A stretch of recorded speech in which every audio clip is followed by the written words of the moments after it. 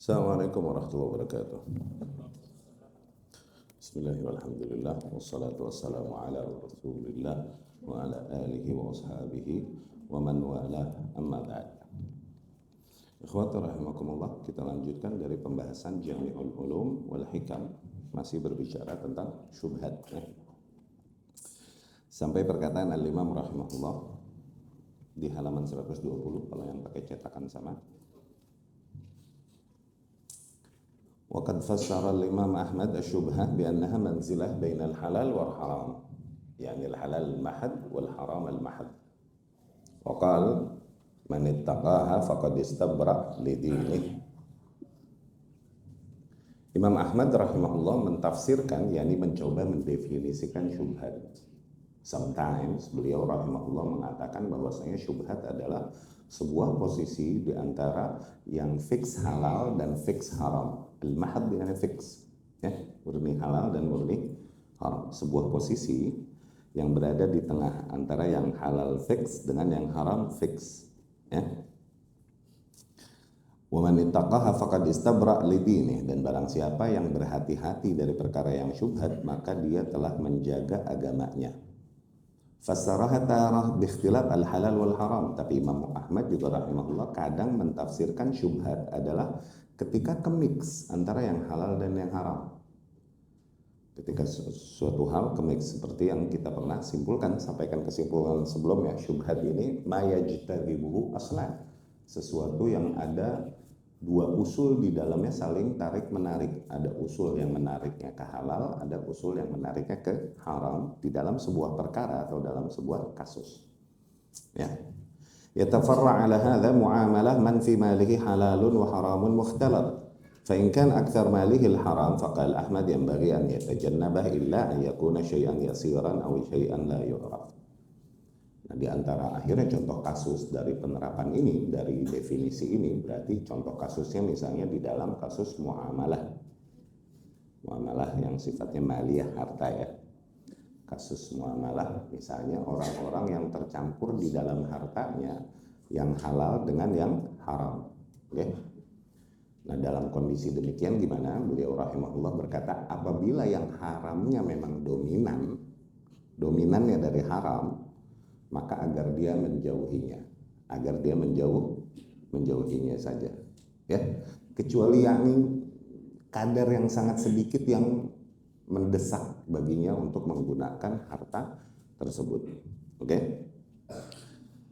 Tapi ya akhirnya kalau fatwa begini jadinya kan subjektif, oke? Mendesak kata siapa nih, gitu? Mendesak menurut siapa dan lain-lain, ini kan panjang, ya. Jadi ya nanti bagaimanapun harus ada batasan bagi seseorang untuk menghukumi halal haram adalah hukum Allah Subhanahu wa taala. Tapi untuk menjauhi sesuatu dan lain-lain, kalau kau mau jauhi untuk menjaga agamamu, jauhi. Cuman hati-hati dari menghukumi haram pada sesuatu yang bisa jadi halal atau sebaliknya, ya. Makanya Imam Ahmad nggak bilang halal atau haram pakai duit itu, tapi apa? Yang bagi ayyatajannabah, layaknya agar dijauhin aja deh, tuh, gitu. Demikian kami nambah lama belajar, nambah takut bilang haram. Oke, pada perkara-perkara yang mungkin belum fix banget haram. Karena apa? Halal haram hakikatnya adalah hukum dari Allah Subhanahu wa taala. Jadi lebih kita sampaikan misalnya kesimpulannya, nggak usah deh, hindarin deh, it's okay. Tuh, gitu jawabannya. Daripada ngomong halal atau haram, ya. Demikian juga kasus-kasus di saham, buat sebagian pendapat yang membolehkan saham, ya. Waktu itu kita pernah ikuti kajiannya Syekh Sulaiman Ar-Ruhaili hafizahullah. Saham jadi boleh selama apa? Selama emiten yang dibeli itu, bahasanya emiten, yakni saham perusahaan yang dibeli dia memang bekerja di lapangan yang halal. Ketika memang perusahaan tersebut bekerjanya di lapangan yang haram, maka haram belinya, gitu. Jadi jual beli saham adalah jual beli, kalau halal ya halal, kalau haram ya haram, katanya. Oke? Kemudian tersisalah pembahasan. Sekarang bagaimana kalau misalnya sebuah perusahaan tercampur antara aktivitas yang halal dan haram. Boleh nggak beli sahamnya? Tuh. Akhirnya kan selalu fikih, andai gini gimana, andai gini gimana, andai gimana, andai banyak benar. Maka jawaban para ulama adalah yang pertama dilihat dulu aslu, hukum asalnya. Bisa jadi hukum asal pekerjaan emitennya halal, cuman di dalam teknisnya akhirnya mesti bersentuhan dengan kasus-kasus yang diharamkan di dalam syariat. Tuh. Yang kayak gini lebih condong kita arahkan kepada halal. Kenapa? Dia bersentuhan dengan hal-hal yang mungkin diharamkan di dalam syariat karena mau nggak mau memang berkembangnya bisnisnya demikian tuh perusahaan. Kalau nggak begitu nggak berkembang mungkin dan lain-lain. Seperti misalnya perusahaan yang hakikatnya perusahaan jual beli hal-hal yang biasa. Cuman perusahaan tersebut mungkin dia mengambil uang modalnya dari perusahaan-perusahaan ribawi, dari instansi-instansi ribawi. Nah, hakikatnya usul pekerjaannya halal nggak? Halal, cuman dalam teknisnya kena ini. Nah, maka kita hukumnya halal. Tapi ketika memang usul kerjaannya aja udah haram, seperti misalnya perusahaan ini produksi minuman keras, tuh beda cerita. Boleh nggak kita beli sahamnya? Hah? Boleh nggak kita beli sahamnya? Nggak bisa, karena apa? Emang usul kerjaannya dilihat usulnya satu. Karena usulnya ini yang nanti akan mendominasi kerjaannya. Ketika usulnya halal, insya Allah dominan kerjaannya halal. Kalaupun ada kadar yang haram di situ, kalau usul kerjaannya haram, insya Allah akhirnya dominasinya jadi haram. Demikian yang disampaikan para ulama di dalam bab tersebut. Ini buat yang menghalalkan jual beli saham ya. Kami nggak berpendapat demikian. Setelah nyemplung dan main di dalam ini itu nggak melihat bolehnya hal tersebut. Ya. Wallahu a'lam, ini bolehlah beda pendapat dalam perkara ijtihadiyah demikian ya.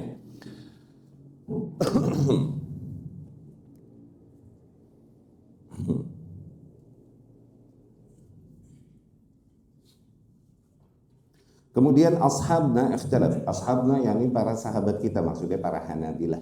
Para orang-orang Hambali, karena al-Imam adalah di antara orang-orang yang fikihnya bermadzhab Hambali. Berikhtilaf hukumnya gimana yang kayak gitu, makruh apa emang diharamin banget? Yani seseorang yang hartanya tercampur antara halal dan haram, oke? Dan dominan lebih dominan yang haram, lebih dominan yang haramnya, tapi ada kadar halalnya. Nah, kita mesti menjauhi hal tersebut. Kata Imam Ahmad kan tadi sarannya adalah UDD tinggalin, gitu kan? Akhirnya para pengikut Imam Ahmad berbeda pendapat. UDD tinggalin ini maksudnya apa nih? Haram apa makruh nih? Jauh gitu kan? Iya kan? Ikhtalaf ashabuna, tuh para sahabat-sahabat kita yakni para Hanabilah berselisih pendapat yang kayak gini makruh apa emang beneran? Tuh, ada dua pendapat. Wa in kan aktsar malihi al halal jazat muamalatuhu wal aklu min malih. Apabila memang dapat diyakini bahwa dominan hartanya tersebut berangkat dari yang halal, maka bolehlah bermuamalah dengan harta tersebut dan makan darinya. Diriwayatkan dari Harith dari Ali yakni Ibnu Abi Thalib radhiyallahu anhu bahwasanya dia berkata fi jawaiziz sultan,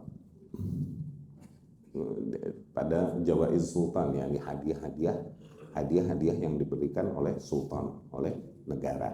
Oke. La ba'sa biha ma yu'tikum minal halal aktsar mimma yu'tikum minal haram. Tuh. Maka hukumnya halal menerima hadiah-hadiah dari pemerintah karena gimana pun kadar yang mereka berikan kepada kalian hadiahkan itu dari yang halal. Kalaupun katakan di dalam penghasilan negara ada yang haram, katakan, oke? Tapi kadar yang halal yang diberikannya kepada kalian pasti lebih dominan daripada yang haram. Gitu. Ya rahmukallah. Wa kana Nabi sallallahu alaihi wasallam wa ashabu yu'amiluna al-musyrikin wa ahlal kitab ma'a ilmihim bi annahum la yajtanibuna al-haram kullah wa in ishtabaha al-amru fa huwa syubha wal wara' tarkuh. Demikian juga Nabi sallallahu alaihi wasallam dan para sahabatnya radhiyallahu anhum. Mereka kayak nggak bermasalah sama sekali bermuamalah dengan para kaum musyrikin.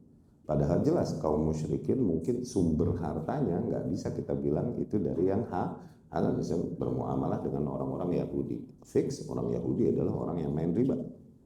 ya kan? Tapi nggak bermasalah Rasul bermuamalah dengan mereka kalaupun sumber harta mereka, dan para sahabat bermuamalah dengan mereka kalaupun sumber harta mereka diketahui bisa jadi dari yang haram, ya. Wa in ishtabaha al-amru fa huwa syubhah wal wara' tarkuh. Tapi kalau emang benar-benar buram dan kemudian meragukan, maka ya hitung aja syubhah, maka lebih aman untuk hati-hati darinya, ya. Sufyan berkata, yakni Sufyan Ats-Tsauri rahimahullah, la yu'jibuni dzalika wa tarkuh a'jab ilayya. Pendapat tersebut aku enggak la yu'jibuni, yakni aku tidak mengagumi pendapat tersebut. Ya. Tarkuh a'jab ilayya. Meninggalkan yang kayak gitu lebih aku cintai, lebih aku condong kepadanya, yakni bermuamalah dengan harta orang-orang yang kita ketahui hartanya datang dari bukan yang halal. Sufyan Ats-Tsauri rahimahullah tuh lihat. Demikian para imam rahimahullah.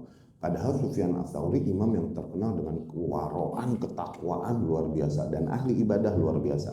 Kan ya buli baulad dam, dia pipisnya darah. Tabib yang ada di masa itu sampai berkata, hadza baulul khaif, ini kencing orang yang mengalami rasa takut luar biasa. Itu terjadi karena lagi sholat baca ayat-ayat wa'id, ayat-ayat ancaman. Sufyan Ats-Tsauri sampai segitunya rahimahullah.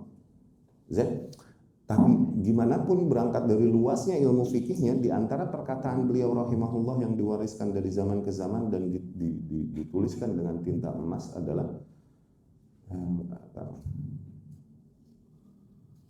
di mana beliau rahimahullah berkata, ad-din atau al-ilm indana, agama hakikatnya yang kita yakini, atau ilmu yang benar, ilmu yang kita yakini, ar-rukhsah anil thiqah, hal-hal yang sifatnya rukhsah dari thiqah, dari orang-orang yang well trusted, itu yang ilmu, kata Sufyan Ats-Tsauri rahimahullah.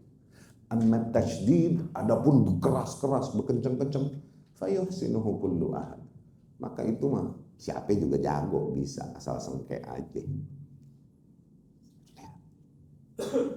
Oke? Ini Imam Sufyan Ats-Tsauri. Apakah ungkapan demikian artinya Imam Sufyan Ats-Tsauri bergampang-gampang di dalam agama? Enggak juga. Lihat pendapatnya di sini.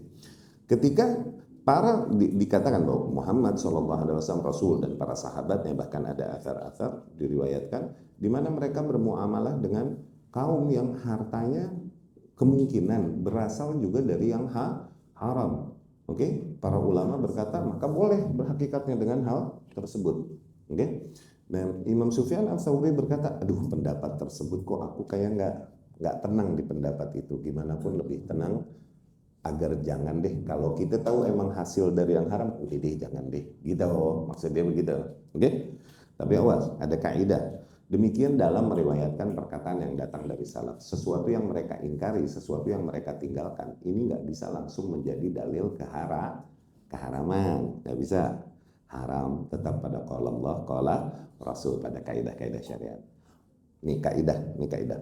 Wara'ul muttaqin la yuthbitu hukman. Wara'ul muttaqin la yuthbitu hukman. Ini kaidah fikih lagi tuh. Oke? Wara'nya orang-orang yang bertakwa ini nggak bisa menjadi penetapan hukum, nggak bisa jadi sumber hukum. Sikap wara' yang diriwayatkan dari wara', tahu kan? Hati-hati wara'. Ini batasan nih. Ini halal, ini haram. Ini di halal-halal orang nih. Oke? Wara' di mana? Di atas sini jauh. Wara'. Hati-hati. Bahkan dari yang mubah juga dia hati-hati. Oke? Itu wara' di situ tuh. Sekali lagi. Halal, haram. Syubhat di sini nih kan? Iya gak? Syubhat di sini nih. Lagi naik motor. Moge. Ini syubhat. Oke? Lu kudu jenius lu ngaji sama gue, mau kudu cepet lu. Ini halal, ini haram. Nih syubhat. Zain? Wara' di mana? Ini halal nih. Atasnya no, wara'. Dapat? Zuhud di mana? Atasnya wara' lagi jal. Di Cipondo. Itu makam. Oke? Halal, haram. Ini syubhat. Lu gambar, lu bikin gambar makanya kalau ngaji suka ngegambar. Oke? Ini halal, ini haram. Di atas halal, wara'. Ini orang yang mainnya di sini bahkan pada hal-hal yang halal aja dia hati-hati. Ini namanya itu orang wara'. Zain? Di atas wara' zuhud. Zain? Nah, kaidah tadi, wara' al-muttaqin la yuthbitu hukman. Waroknya orang-orang yang bertakwa diriwayatkan nih, si fulan menghindari hal tersebut, misalnya rahimahullah, imam fulan rahimahullah menghindari hal tersebut. Oke? Dilihat dulu ini adalah kasus kewaroan darinya atau sesuatu yang datang dari yang akhirnya menjadi sebuah sumber hukum fikih halal haram. Ini dua hal yang beda loh gitu ya. Ngaji kaidah mah nggak dapet lo begituan, ya. Taunya haram aja pokoknya lo, ya gak? Tuh beliau berkata rahimahullah, la yu'jibuni dzalik. Pendapat itu kayaknya nggak membuat hatiku tenang. Al-afdal tarkuh, yani aku lebih condong kepada untuk meninggalkan hal tersebut. Kalau emang bercampur halal dan ya bolehlah. Waroknya beliau rahimahullah. Zain, oke? Tapi bicara halal haram bukan dari perkataan Sufyan Ats-Tsauri, jal, awas. Oh, dapat gak? Dapat gak? Mau seimam apa lagi orang? Waroknya dia warok, bukan jadi sumber halal haram. Tetap halal haram di qala Allah, qala Rasul. Dapat ya?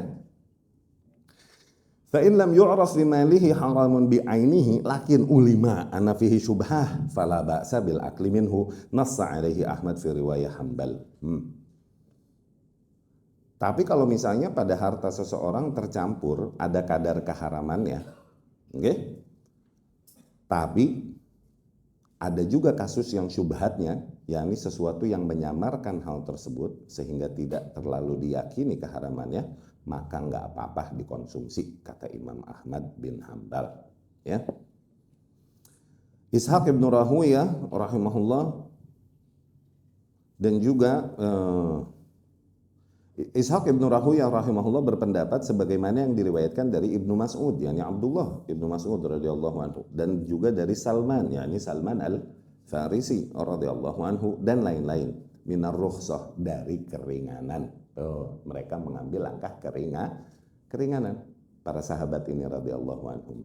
Zain. Wa ila marwiya 'anil Hasan wa Ibnu Sirin.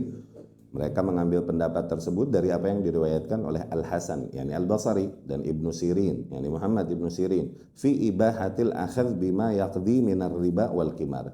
Di dalam kebolehan mengambil bayaran yang datang dari riba atau dari judi. Wa naqalahu anhu Ibnu Mansur. Dan itu diriwayatkan oleh Ibnu Mansur. Tuh, boleh menerima bayaran yang datang dari duit riba atau duit judi. Oke? Begini, ini orang main judi, dapat fulus. Oke? Terus ke warung kita beli makanan. Kita jual nasi misalnya. Dia bayar pakai duit, boleh judi, ambil. Lah, ngapa? Masih mau diusir? Dapat gak? Alah, ambil. Nanti kita jelasin nih. Oke? Kita baca dulu. Imam Ahmad rahimahullah berkata fil malil mushtabah halaluhu wa biharami.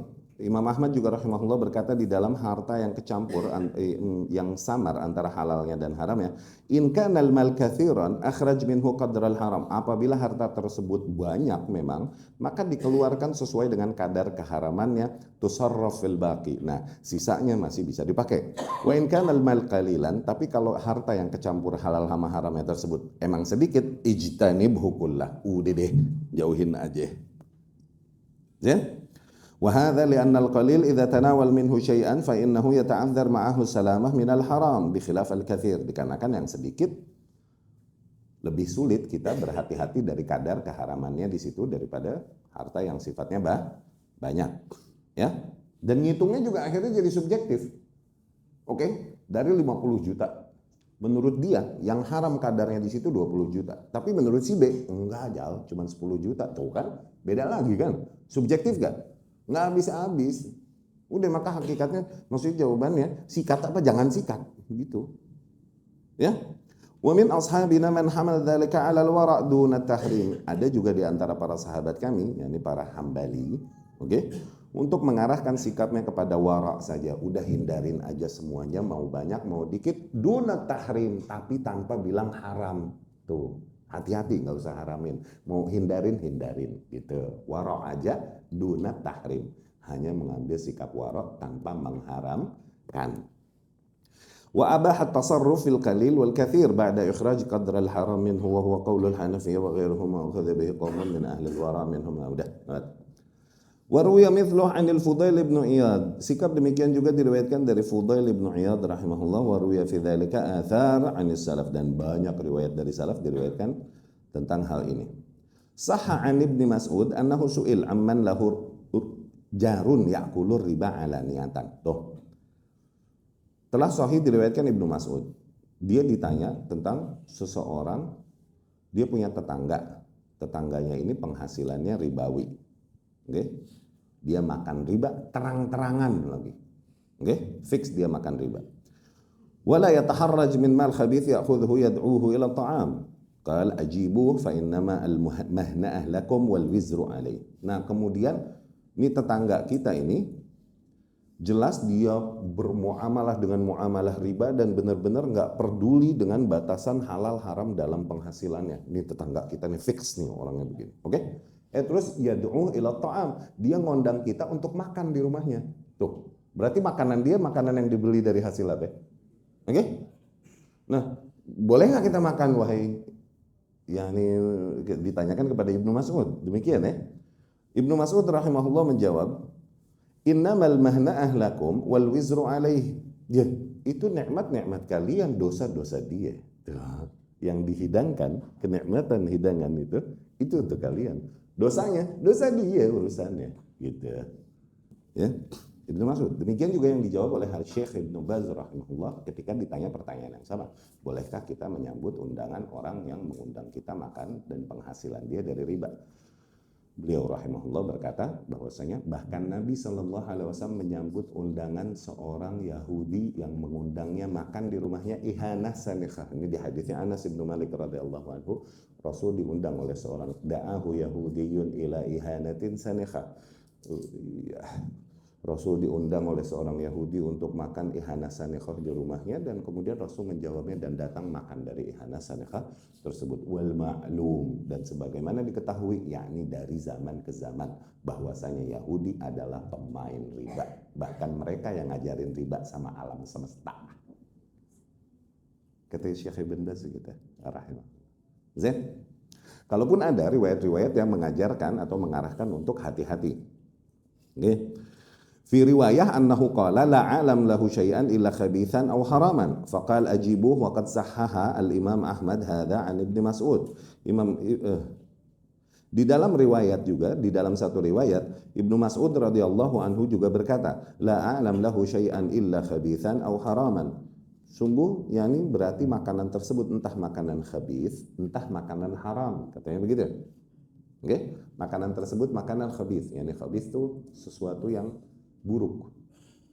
Oke? Tapi belum tentu haram. Faham? Atau sesuatu yang haram, gitu, kata Ibnu Mas'ud gitu radhiyallahu anhu. Jadi makanan yang dibeli oleh orang yang bermuamalah, muamalahnya muamalah ribawi, entah makanan itu makanan khabith. Khabith yakni nggak ada berkahnya. Oke? Tapi nggak ada berkahnya apakah haram? Gitu, dua hal yang beda itu. Oke, belum lagi bicara khabith kan seringkali subjektif. Buat sebagian kaum khabith, buat kaum yang lain enggak. Jengkol itu buat sebagian kaum khabith, buat sebagian kaum itu buah surgawi. Duren juga demikian, buat sebagian kaum zakum, buah neraka. Ada yang ngomong gitu sama gue, jangan beneran. Sampai kita paksa-paksa makan durian. Buat sebagian kaum, justru ini buah surgawi. Jadi khabith ini sesuatu yang sifatnya paten nggak? Nggak bisa. Jadi khabith nggak bisa. Jadi standar kenapa? Ma yastakhbithuhu al-mar'u, sesuatu yang dikhabithkan oleh seseorang belum tentu oleh orang lain. Sebuah kaum belum tentu oleh kaum yang lain. Oke? Bahkan Al-Imam As-San'ani berkata, minan nas man yastakhbith al-asal wal laban. Di antara manusia bahkan ada yang khabith, jijik mereka sama madu dan sama susu. Kelenger mereka minum. Kita nggak tahan minum susu dari kecil. Baru minum udah dewasa aja karena paham khasiat dan perlunya, terus susu kambing terutama kita tahan napas glak kan nggak tahan. Makanan ada bau susunya, anda lepehin lagi tuh. Aneh nggak bisa emang. Oke? Tapi kalau madu kita doyan. No, jadi ada satu riwayat Ibnu Mas'ud mentolerirnya. Di riwayat lain, kalaupun mentolerir ada peringatan. Makanan itu kalau nggak khabith ya haram, gitu. Tapi beliau berkata kemudian ajibuh, ya udah deh datang aja. Tuh, nggak ngelarang juga ujungnya.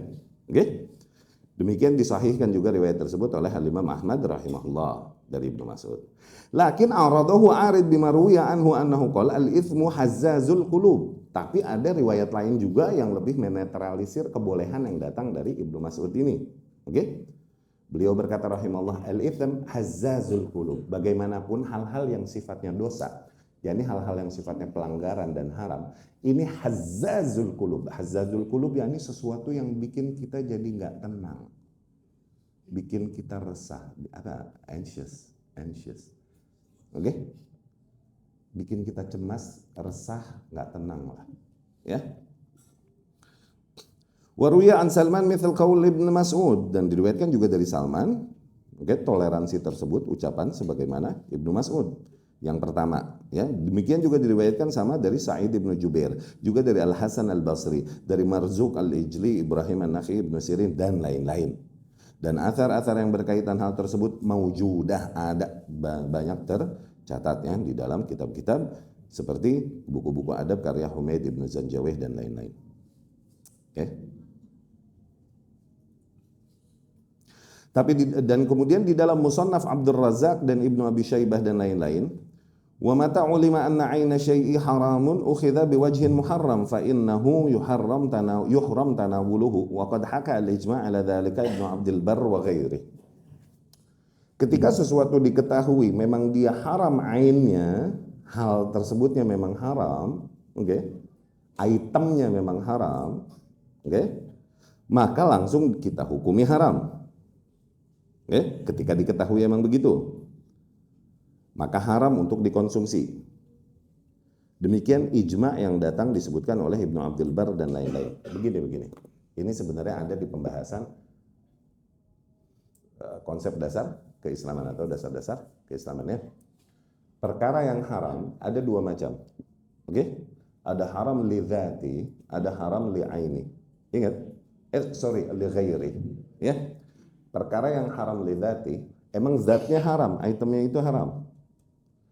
Ada perkara yang haram li ghairi. Haram, hal tersebut haram karena unsur lain yang membuat haram, bukan karena item itunya haram. Oke? Contoh kasus deh. Haram li dzati, zatnya emang haram. Contoh misalnya babi. Zatnya emang haram sudah. Oke? Ini babi ente boleh dibagi orang, boleh hunting, boleh maling, sama aja tetap haram. Mau babi ini masih kecil atau udah dewasa, udah baligh, tetap aja haram. Tetap haram nih babi. Kenapa? Zatnya emang haram jauh. Iya gak? Ada haram karena unsur lain yang membuatnya haram, bukan karena zatnya. Contohnya fulus, uang. Kalau uang ini hasil warisan, halal. Uang ini hasil jual beli, halal. Uang ini hasil dibagi sama orang, sedekah, halal. Tapi uang ini hasil dari riba. Nah, berubah gak? Uang hasil riba apa hukumnya? Haram. Nah, uang hasil riba sama uang hasil beli, itemnya sama gak sih? Sama, baunya sama, lu cium dah. Nah, yang berubah jadi haram nih bukan itemnya, berarti apa? Unsur lain yang membuatnya haram. Namanya li ghairi. Dapat ya? Nazar, melihat. Nah, melihat boleh. Tapi ketika melihat sesuatu, melihat wanita asing, dibilangnya gitu kalau di bahasa fikih. Ya, wanita asing ini boleh. Maksudnya wanita yang bukan mahram kita ya. Dan itu mendatangkan syahwat gitu, maka diharamkan, diperintahkan kita ghaddul basar. Apakah yang diharamkan adalah melihatnya? Hakikatnya apa? Bukan melihatnya, tapi apa sebenarnya? Ma yatarattab ala dzalik, efek-efek kemudian setelah melihat, karena zina ini kan punya muqaddimah, pakai pembukaan jal kayak ngelahirin. Pembukaan 1, 2, 3 gitu. Zina ini muqaddimah awalnya mesti di mata, mesti dari mata turun ke hati, turun ke sono, gitu. Nggak ada cewek buta ketemu cowok buta, zina yuk, nggak ada, nggak ada, mesti dari mata, iya kan? Maka ditutup. Nah, ini diharamin saddan lidzari'ah, menutup pintu kemungkaran yang lebih besar. Demikian khamr. Yang diharamkan apakah si air ini itemnya? Atau fly-nya? Sakrannya sebenarnya kan, hilangnya akal, itu yang diharamkan. Adapun di air, hakikatnya najis gak gitu loh, sebagaimana nggak ngaruh. Maknanya seseorang bajunya terkena khamr kemudian dia sholat, sah nggak sholat? Sah. Demikian Rasulullah SAW ketika paten pengharaman khamr kan bertahap ya. Maka Rasul mengharamkannya, menyampaikan ayat terakhir, innamal khamru wal maisiru wal ansab wal azlam rijsun min amali syaitan fajtanibuh. Tuh, para kaum muslimin semuanya menumpahkan dan memecahkan kendi-kendi khamr sehingga kota Madinah banjir khamr. Kota Madinah banjir khamr. Nggak ada tuh Rasul nyuruh sallallahu alaihi wasallam siram deh bilas, nggak ada. Beda cerita waktu Baduy pipis di pojokan. Ingat nggak kasus itu? Rasul nyuruh apa? Iya kan? Subbu alaiha dhanuban min ma, siram pakai air seember. Karena emang zatnya najis. Air kencingnya itu zatnya. Tapi khamr haram, bukan lagi Anda bilang halal. Ini suka banyak yang salah paham nih, terutama yang norak-norak nih di sini. Oke? Dapat tuh. Nah, ada haram sekarang bi'aini, kayak lidzati, sebenarnya bi'aini. Maknanya begini. Dia langsung mendapatkan hal tersebut memang dengan maksab, dengan upaya, dengan cara yang diharamkan. Oke? Seperti seseorang punya fulus. Nah, fulus ini boleh hasil riba. Oke? Nah, ini haram bi'aini, berarti ini haram, emang ainnya haram. Maka haram bagi dia uang ini. Tuh. Ini dibilang haram bi'aini karena emang item itunya haram. Oke? Tapi haram bi ghairi aini, bukan karena ainnya. Maksudnya begini. Seseorang dia jualan di warung. Ada orang beli, ini orang pemain riba. Dia beli sama kita, belanja di warung, kita terima duitnya. Nih duit ini kita terima, kalaupun duit ini dikatakan duit haram, tapi kita nggak menerima bi'aini, nggak menerimanya dengan cara yang haram. Kita menerimanya dengan cara yang halal, yaitu jual haramnya buat dia, Jal. Kenapa? Karena dia mendapatkannya dengan cara yang tuh, dapat nggak? Kalau orang paham fikih mah, ya, nah, norak jadi. Dapat ya? Ya urusan dia sama Allah, dia mau dapat dari mana kek? Iya kan? Loh, gue sama dia jual beli, begitu. Ya, itu maksudnya bi'aini. Kalau diketahui emang ainu syai itu, emang halnya, itemnya tersebut haram, tuh, maka kita perlakukan sebagaimana sesuatu yang diharamkan. Haram juga untuk dikonsumsi. Tuh. Kue ini halal, oke? Kue ini halal. Cuman aku mendapatkannya dari hasil mencuri. Tuh. Maka haram aku memakannya. Sebagaimana aku haram memakan sesuatu yang diharam. Kalaupun kuenya mah kue halal. Tapi ini kue boleh hasil curi, gue bagi ke si Rizmi nih. Rizmi mendapatkannya dari hasil apa berarti? Mencuri apa pemberian? Makan jal. Elunya mah nggak ada, lu mah boleh dibagi sama gue yang dosa. Tuh gitu. Dapat gak? Nah, ya. Wa qad haka al-ijma' ala dzalik Ibnu Abdul Barr wa ghairihi. Ijma' itu disebutin sama Ibnu Abdul Barr, al-Imam rahimahullah. Beri dipanggilnya Ibnu Abdul Barr. Wa qad ruwiya an Ibnu Sirin fi ar-rajul yaqdi min ar-riba. Diriwayatkan juga dari Ibnu Sirin tentang seseorang yang dia bayar tapi dengan harta ribawi. Ibnu Sirin berkata, la ba'sa bih. Iya nggak apa-apa gitu. Dia bayar jual beli. Tapi ini dia punya duitnya boleh riba, boleh diambil nggak? La ba'sa bih, nggak apa-apa bayar. Gitu kan? Wa anir rajul yaqdi minal qimar. Demikian juga seseorang yang bayar dari judi. Tuh. Jadi kata Bang Haji, judi. Bangsa Arab dulu, kenapa Allah ketika ditanya kasus judi sama khamr, okay? Yas'alunaka anil khamri wal maisir. Mereka bertanya kepadamu wahai Muhammad tentang hukum khamr dan maisir, gambling. Allah bilang pertamanya nggak langsung mengharamin, tapi Allah bilang fihima ithmun wa man ithmun kabir wa manafi'. Di dalam dua hal tersebut terdapat madarat yang banyak dan banyak manfaat. Wa ithmuhuma, tapi gimana pun dosanya atau madaratnya akbar, lebih besar daripada manfaatnya. Nah, poin.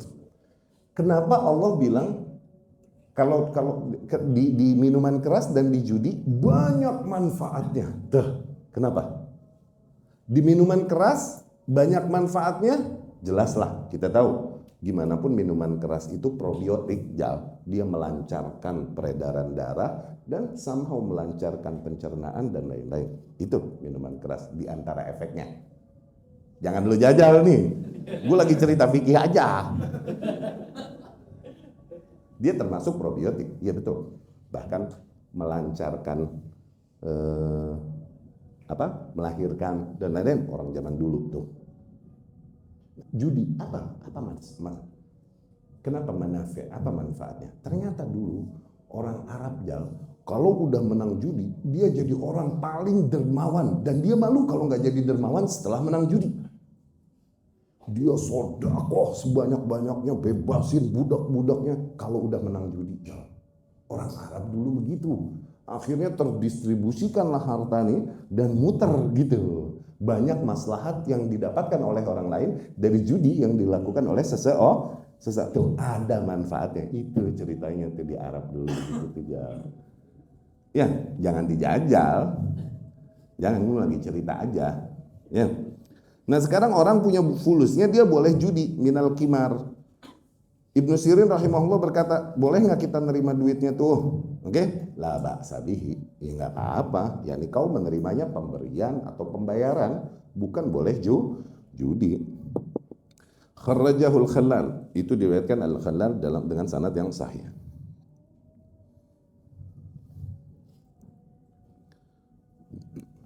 Tapi diriwayatkan dari Al-Hasan, yakni Al-Hasan Al-Basri. Pendapat yang rada berbeda dengan itu. Tuh, Hasan Basri lebih berhati-hati di dalam hal ini dan dia berkata, "Inna hadhil makasib qad fasadat." Sesungguhnya cara-cara menghasilkan demikian udah jelas rusak. Yani cara-cara menghasilkan dengan cara dengan cara judi, dengan cara riba, itu adalah cara yang rusak udah.